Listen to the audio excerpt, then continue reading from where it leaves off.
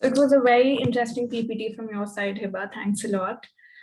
Since we know that this field is far from mainstream, we'd like you to shed some light on the scope of psycho-oncology in India and also its scope in the first world countries.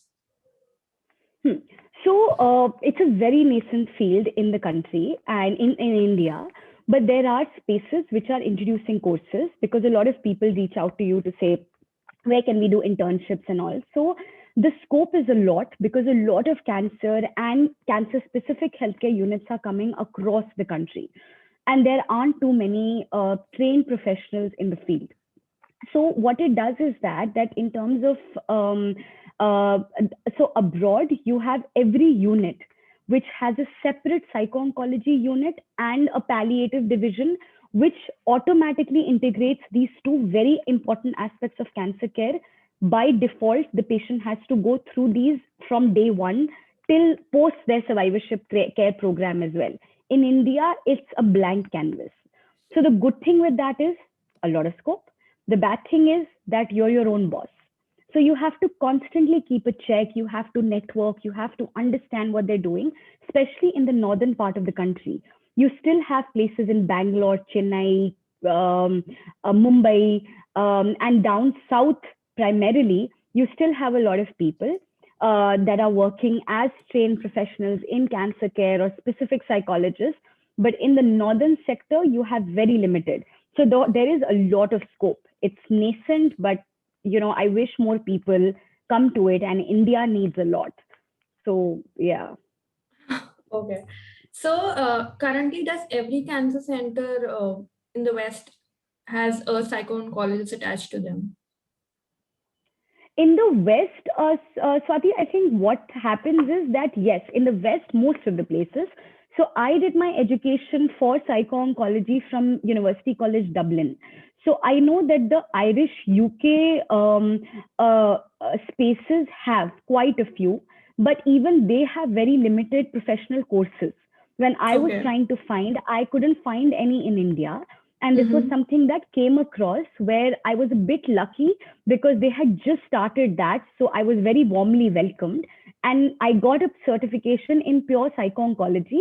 Later, they changed the course name to chronic illnesses. So they Okay. bundled a bit more. So you have spaces like that. You can check out public health divisions. You can look at spaces of health psychology.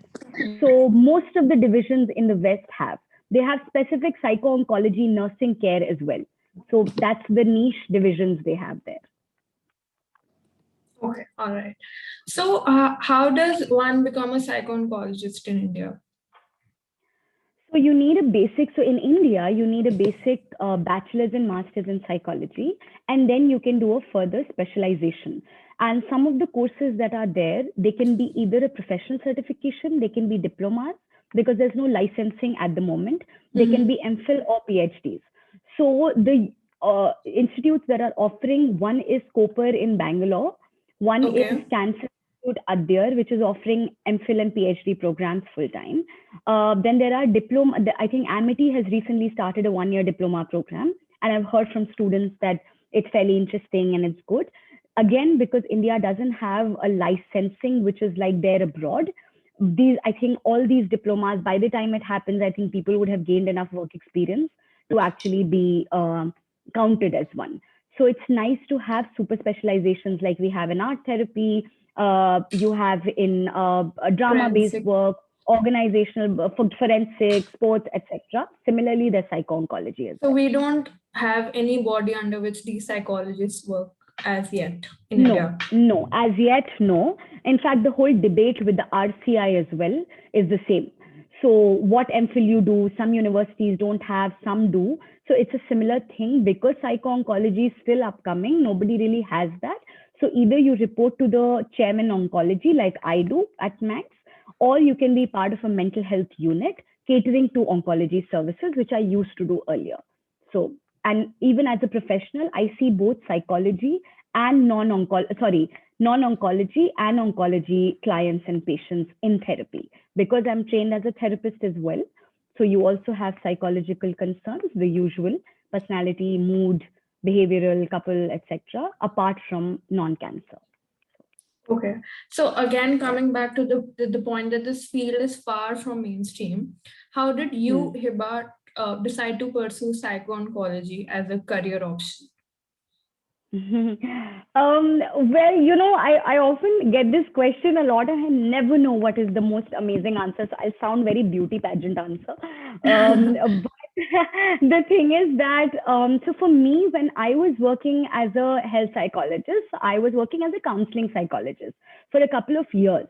And with that, I stumbled upon oncology.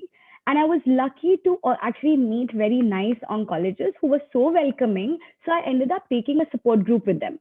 And I have also been a caregiver. I've seen it in the family, etc. So I knew, I'm like, you know what? But there is no one who can really understand what oncology does. So once I started working in oncology, they were very receptive. We started having patients open up to the idea, and from there I realized that, you know what, it's nice to have specialization, so that somewhere tomorrow down the line people don't really question whether I have the training to do. Even if I didn't do, I had enough work experience to continue. But I got interested. I did a seminar paper, wanted to do my PhD in psycho-oncology. So I decided to do the certification before to see if I can actually sustain in this very heavy work for the next many years of my life. And it was that day and it's today. It's been almost, it's actually been 9 years in the field of mental health and a little less in oncology. And I absolutely feel thrilled because it's, I know people say it's so depressing, it's so grief oriented. Honestly, it's how you look at it. But when you see what you contribute sometimes, you're learning every day from patients, from families. You look at your coping skills. You are more encouraged to go take care of your vulnerabilities without shying away. So I find this a joyride, and this is the only beauty pageant line that I'll say. But I genuinely, genuinely really like being where I am. Happy to know that. So, So so how that's does why a typical day in your life go like? a I typical day mean, in my life, I'm going to be very embarrassed saying this on record. So, Swati, I genuinely request you not to put this up anywhere. sure. If the teammates hear it, they'll be like, she's only watching Netflix. So a typical day is usually that I'm at work 9 to 5. Some days are half an hour before, some days are half an hour later. I try to keep my day not spilling over to any of my personal or professional bit. So when I'm at work, I have a bunch of ward rounds, which is inpatient department, so IPD. Then you have OPD, which is outpatient department, your therapy sessions. So now after COVID, we have both virtual and non-virtual. So that takes my day. Then I've also recently taken up a research work because I thought that was one area I was lacking in. So one of our pediatric oncologists who looks after entire research at MICC, Max Institute of Cancer Care. So I work with him sometimes to brush up my psychological research abilities. So I divide my day into clinical, IPD, OPD, and a bit of research and personal work. So personal work could be like making presentations for this or reaching out to platforms, associating with, say, like your platform or other platforms, schools, colleges, uh, universities. So, and once I'm back, I like to spend some time with my family. I like to spend some time. I'm a lot of times texting, catching up with my friends if I don't feel like talking on the phone. But I make sure I check on them, and I make sure that, are you guys okay? Let's connect over the weekend. And then before sleeping, I have early dinner. So before sleeping, I like to watch something, and that sort of mentally closes my day. I'm not a reader. Unfortunately, I'm a visual person. So I like to watch something light. I like to just catch up on some shows and just, yeah, or a phone call to. Okay.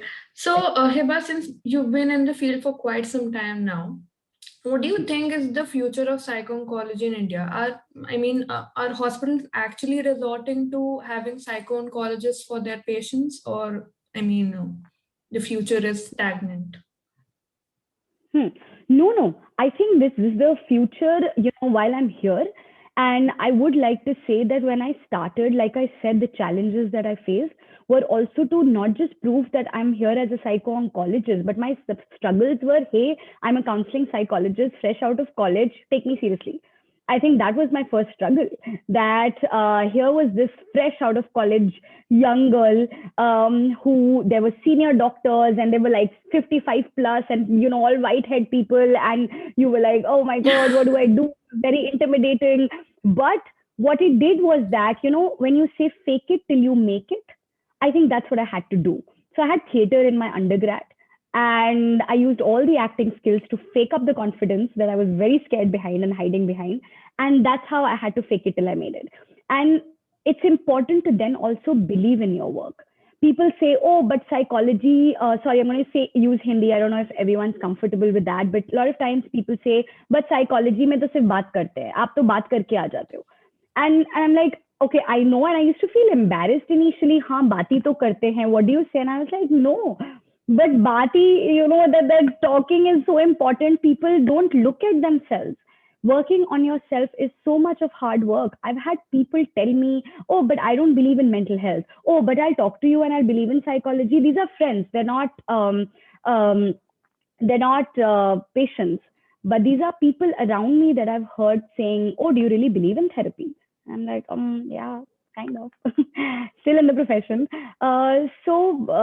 Yeah, so I think that's what it is. It's an amazing future. There are so many small, big units that are opening, and sooner or later they will realize how important mental health and cancer care is.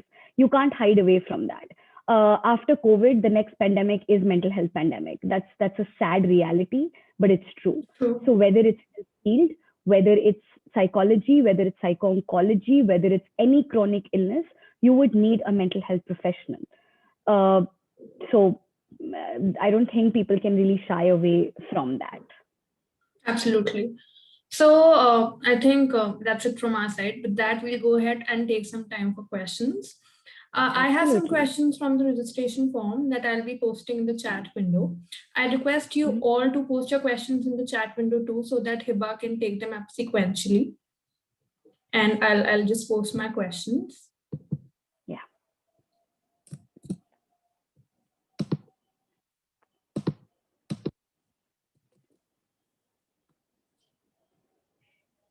Yeah. So I'll just read it through this. Yeah, you can read the questions and address them. All right.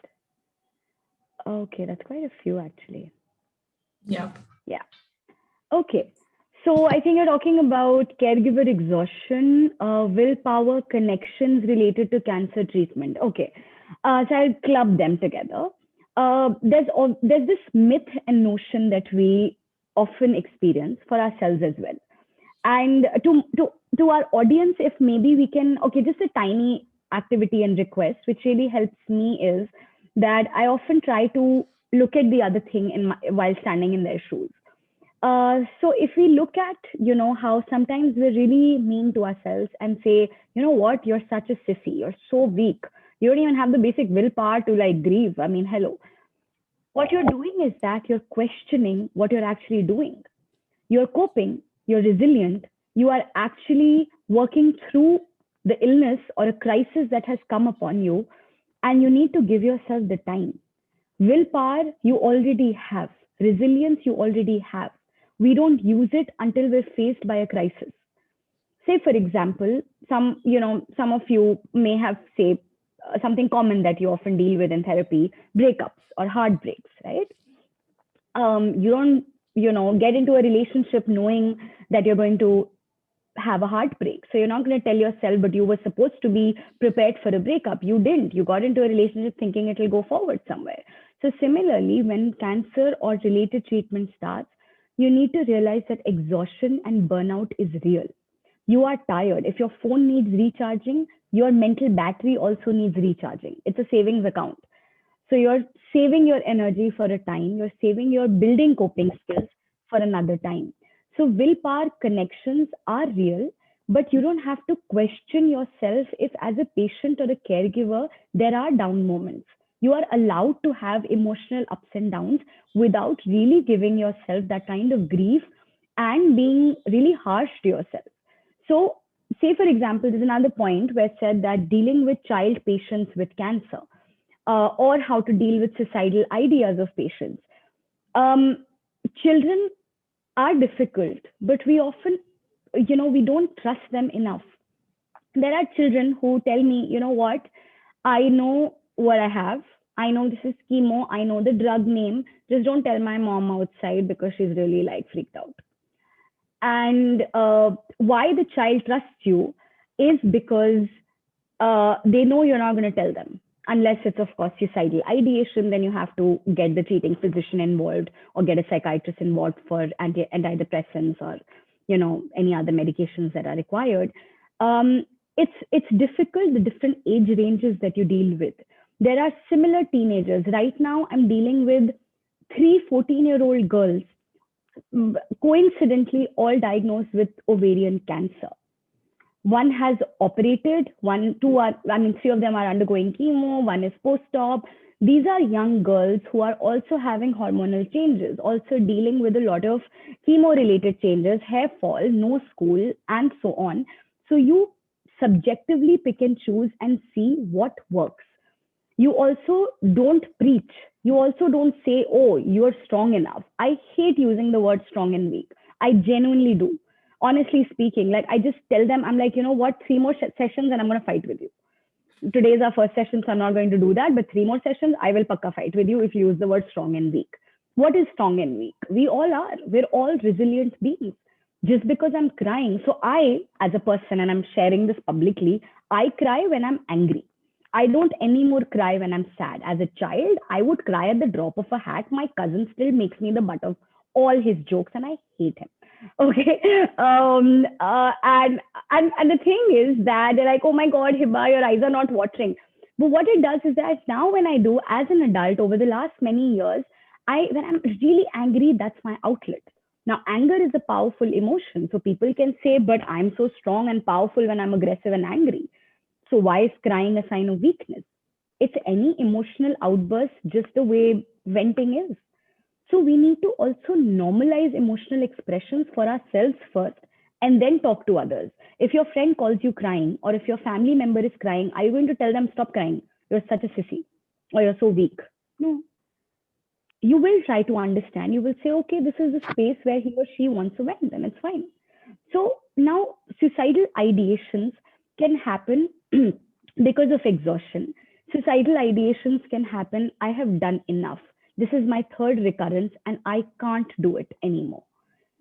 You need to address those aspects. You need to motivate and say that, you know what, you've come this far. You can't possibly give up. You need to help them understand that you're part of the larger team. You're a large family, which is also sometimes works. You need to understand that if they have a history of depressiveness and if they need intervention, then you involve a psychiatrist as well. So that's how I would do. Therapeutic interventions for psycho-oncology services I've already talked about. All the schools of thought that you are comfortable working with, but a lot of times more here and now works for me. So it's like more in the here and now. So more present concerns, more existential concerns that come up. And of course, cognitive belief systems. I'm not desirable enough. I look ugly. Sometimes you have statements like, look at me, I look like a monster. And to break out of those very difficult conversations, to look at, Hiba, so funny, look at me, I look like a monster, no? And they're sad. And they're sad and they're angry and they don't know what to say. So they end up like telling themselves how bad they look. And imagine someone going through body image issues growing up, and here is a young patient who feels so undesired. So the different interventions, again, it'll be very long a point. So I won't like get into the very basic thing. Sorry, I lost that message. Yeah. Describe about how we can go further in this field. I think we've taken that already. Yeah, so we've taken that. The scope of psycho-oncology in coming down. We've taken that, Hiba. I want to be certified psycho-oncologist. We've already dealt with. Yeah. Is there any short training program on psycho-oncology? I've mentioned that. I have done my master's in clinical psychology, but don't know about psycho-oncology. Can you please suggest any diploma? Talked about courses in the field, as I'm from Varanasi. Right, so Farhat has asked this question. So Farhat, like we've already talked about, there are distance programs, there are online certifications. You can look at Coursera and things like that on grief work and grief counseling. I think they also take you to psycho-oncology with that as well. And there is a diploma in Amity. There are programs in Cancer Institute, others, which I think right now they have blocked it because of COVID. They're not taking internships. And if there's anything, I mean, all of you are more than welcome to reach out. I can probably find out and do a bit of homework. More Hiba, here I have a question from my side. I Yeah. mean, Yeah, sure. for students who are actually currently enrolled in their bachelor's, are there any Mhm. relevant internships for them to explore in psycho-oncology in India? So there are internships. Like I said, Cooper Bangalore has, and the HCG chains of healthcare units, they offer internships because I've met enough people who have done their trainings from there, and they're very good professionals. There are other hospitals that are offering internships. So, say for example, in our hospital, it's through the mental health department. So, what I haven't started my internships as yet. That's in the pipeline, but I haven't really taken on. So whichever interns come into the psychology OPD, they get like a 2-3 day posting with me as well. But every Okay. hospital does it differently. Sometimes they do one day certification, a week long certification. I'm still looking at affiliations with like good courses so that we can probably give something more meaningful as a certificate. So we're still in the pipeline. In fact, I just had my meeting 2 weeks ago. So we're still Okay. All figuring right. it. Right. So, hi Hiba, thanks for a great session. Thank you, Riddhi. I still remember when you first shared your experiences at KNC. Oh, so okay. When you first started out, so happy to hear you here. So, I'm guessing there's a fellow KNC person here. Hi, Riddhi. And yeah, I think you're talking about the alumni talk, if I'm not mistaken. But hi, and thank you. And how do you work with coping mechanisms with caregivers subtly? That's an interesting question.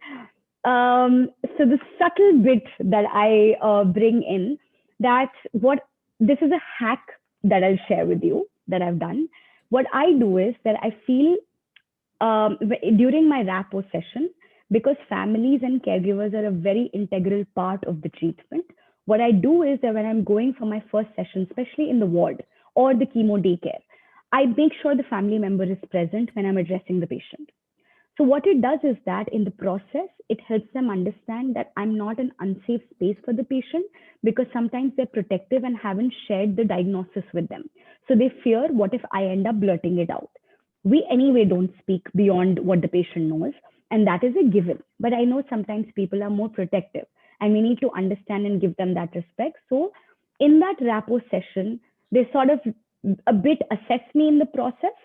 So they also like probably build the trust, or I take that slowly, that you know what, now I've spoken to you, can I also talk to you, how are you doing? So I make sure I check on them during my session as well as independently, and then over a period it's more like familiarity. They see me every time they're here, so then we sort of like build a rapport. If sometimes caregivers are uncomfortable and the patient is willing, I usually share that with the treating doctor. If they end up talking that let the patient have psycho-oncological services, you don't. But if the families are not and the patient isn't, then I respect it and I back off. So I don't see them unless they reach out to me directly. So that's how I work with them, and they all need it. So it's sometimes if we build these really amazing relationships over a period of time through our support groups as well. So you see them, they get familiarized, it becomes like a one large family, so they know who to reach out to every time. Harshita, thank you for such an insightful talk. Thank you, Harshita. I'm currently doing my master's and I want to know how one can gain skills to be a better mental health professional. Just take your ethics class very seriously. I think back in TIS, I took my ethics class very seriously, and I still tell my teacher, thank you. You are growing every day. As a mental health professional, do take your therapy. As Indians, professionals, we don't have licensing, which makes it mandatory. That's something I took for myself voluntary, and I discover new aspects of myself every week. And I find that space super healthy, which allows me to work on myself. So once you work on yourself, you'll be able to connect with others better as well. From Danny, hello ma'am, it was an interesting session. Could you please share your experiences related to pain management and suicidal ideations in patients? Okay, so pain management comes under our palliative unit. We have a specialist, pain specialist. They take care of cancer-related pains. So now suicidal ideation is different than just pain. Sometimes it's correlated. So we involve the psychiatrist as well.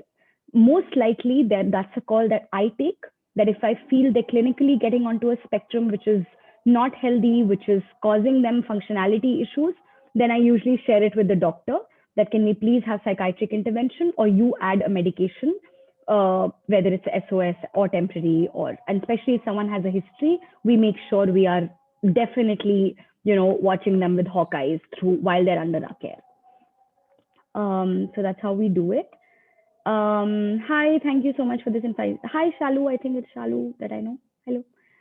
Okay, so I think I've done with all the questions. They were fun. Yeah. Is Anything there else? anything else, Hiba, that you would want to cover up before we wrap up? Well, I think we're well within time, so I'm very pumped up when things are going well within time. It's exact 8 o'clock. So no, I think I just want to share something. When you start something new, sometimes you feel very scared, and rightly so. We all do, right? We're all trying to find our way in the space where we are constantly questioned for being professionals. What do you do? What is your work? You just talk. And I'll share a joke actually, which is true also. So some of my extended cousins, when I was studying, psychology, and most of you psychology students would have heard that. But what do you do? You just talk. What is this nonsense? All of you. So I remember, like I said, fake it till you make it. So I used fake confidence, and people were like, "But why are you doing psychology?" Thankfully, my immediate family was like, "No, this is amazing. Go for it," and all of that. But there were extended relatives. They didn't know what didn't have the bandwidth for psychology. So I was like, you know what, I'll see you in 10 years. And I would be like, I'll see you in 10 years. And, so odd that a couple of years ago, they're like, hi, you know what, I think someone's going through an issue. Can you help? And I remember, and I didn't laugh, I didn't smirk, I didn't say, oh my God, told you so. But I appreciated the fact that finally they're taking the profession seriously. I was ethical and I said, I'm not going to take your daughter on, or my niece or my cousin or whatever on therapy. I will refer you to someone I know without any intervention because I'm family. But I'm glad you're opening up to the idea. And so what I'm trying to say is that the respect you desire is also something that comes from you respecting yourself. So I really had to, talking about therapy initially was hush. I just told my immediate family that, I have my therapy session, or my cousins, or, the cool gang of it. But then I was like, well, what am I hiding this for? And they're like, what do you do for self-care? And I'm like, my therapy, my day. And I love it. And this is what I did in therapy. And then I sent all my friends there. And I think I'm like I tell my therapist, I'm going to take commission from you because the amount of people I've referred. So yeah, it's been many years, and I think it just helps to make you a better professional and a better person. And please don't shy away from taking this. And I think there's something in the chat. Thank you, Nafas. Thank you so much. Please try to visit Bangladesh and arrange sessions here. Of That's course, great. as soon as I learn Bengali, I will. Although funny, I have done sessions in Bengali. Somehow I understand, and I'm still intrigued how. But thank you, Irin. If I've got your name spelling right, thank you so much. And I would love to. I think saying hello to neighbors is always fun and nice. And I'll take this last question before Swati, you can wind up from Shreya. Any tips for self-confidence and self-care? Be kind. Be okay with dealing with emotions that might be negative and uncomfortable. Don't isolate yourselves. Reach out to support systems. So reach out to friends, family. For me, watching something works. For some people, reading works. But understand that there are days where you can also feel low. You will always see something much worse than you. We all do. There's always someone suffering a lot more than you. Just don't undermine your own pains and issues. If there are days where you're feeling cranky for no reason, it's okay. So learn to say it's okay to yourself. And yeah, I think self-confidence comes in when you start believing. I'm still working on mine. I know there's a long way to go. So I hope this helps. And thank you for being so respectful throughout the session. And Swati, once again, for Team Nirvika to invite me. It genuinely is a pleasure associating with platforms like yours. We are honored to have you, Hiba. It was a great session. Thank you, Thank everyone. you. We appreciate you being here and hope we could make you more aware about psycho-oncology. Before we sign out, I'd love to have you visit our social media pages, the links for which I'll be sharing with you in the mail. Feel free to reach out to me via email or my LinkedIn account for any concerns that you might have. We'll see you next time. Thanks a lot, Hiba, for joining us today. Bye. Bye. Thank you. Good night, everyone. Thank you.